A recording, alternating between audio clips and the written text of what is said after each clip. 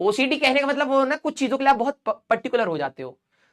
आपके अंदर ये समाज डाल देता है, ठीक है, और धीरे धीरे आप भी डेवलप कर लेते हो। कुछ चीजों के लिए आप बहुत पर्टिकुलर होते हो। किस किस के साथ होता है, जूता अगर उल्टा पड़ा है, चप्पल उल्टी पड़ी, उसको सीधा कर देंगे। वैसे बहुत आलसी इंसान है, कोई मम्मी बोले पंखा पंखा बंद कर दो, तो सामान ढूंढेंगे किसको फेंक के मारू पंखा बंद हो जाए। लाठी पड़ी है, लाठी से बेड पे से, मतलब अगर देखा जाए ना तो ऐसा बेड है, यहां आपके टेबल पे किताब पड़ी है, ये आपने किया है, ठीक है, आपने टेबल पे आपकी किताब पड़ी है, आप यहां पर लेटे पड़े हो और खुद से रियलाइज हो रहा पढ़ लेना चाहिए था, ठीक है, तो ये नहीं कहेंगे कि भाई इसमें से उतरे, 2 कदम है चल के लेके आ जाए। नो, ऐसा कैसे हो सकता है, ठीक है, आलस इतना भरा पड़ा है, देखो इसका पोस्टमार्टम कर रहा है, ठीक है, तो ऐसे होता है, पांव इधर है, ठीक है, पांव इधर है, एक हाथ नीचे, एक हाथ ऐसे करके मुंडी से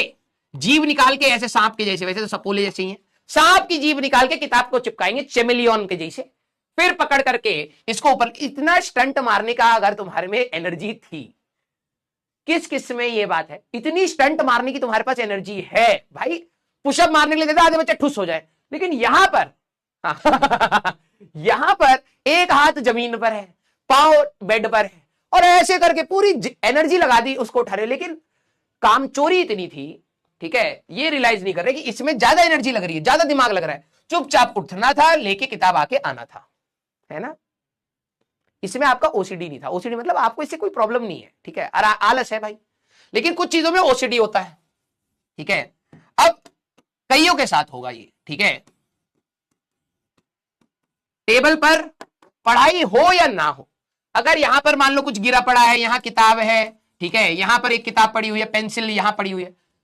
कुछ बच्चे आते कहते हैं अरे दिमाग खराब हो रहा है, इसको क्या करते हैं वो ऑर्गेनाइज करते हैं, ठीक है,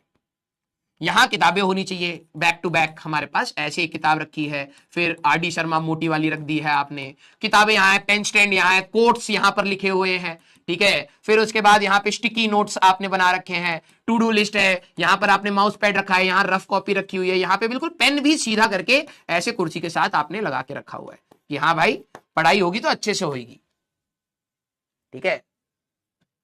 और इसको करने में ही थक जाते हैं, टेबल साफ कर रहे हैं, ये साफ कर रहे हैं, इसको करने में थक जाते, जाके सो जाते हैं। उसके बाद की कहानी है, सोए पड़े, फिर नींद खुलने के बाद आपको लगता है अब सफाई तो कर दी लेकिन पढ़ाई भी तो करनी थी,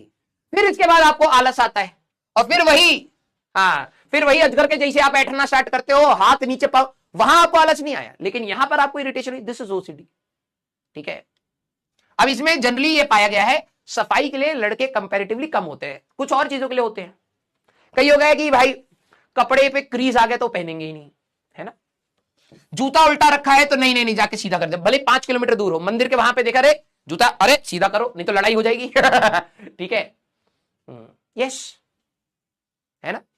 ये जो चीजें है ना, जो आपको मतलब कंपल्सिव डिसऑर्डर कहते हैं, ये आपको करनी पड़ जाती है क्योंकि आपके अंदर से वो बेचैनी स्टार्ट हो जाती है। वैसे ही मेरे को कंपल्सिव डिसऑर्डर था स्पेस को लेके, मेरे पास अगर भसड़ वाली जगह होगी तो मेरे को क्लॉस्ट्रोफोबिक है, मैं अगर कोई मेरे जैसे, अगर आप राजधानी में ट्रेवल करो तो ऊपर वाली जो सीट होती है ना वो बहुत पास में होती है, आप बैठ नहीं सकते, आपको मतलब मेरे को घुटन होने लगता है और फिर मैं परेशान होने लगता हूं, मेरे को थोड़ी सी स्पेस चाहिए होती है, ठीक है। अगर कोई भी चीज मेरे आसपास आ जाएगी मेरे को परेशानी होने लगती है, तो आपको डिसऑर्डर है, वो मेंटल डिसऑर्डर है वो, ठीक है। उसको ही मैं इंप्रूव करने के लिए कह रहा हूं कि भाई आप जब क्वेश्चन सॉल्व करें तो उस डिसऑर्डर पर काम करिए।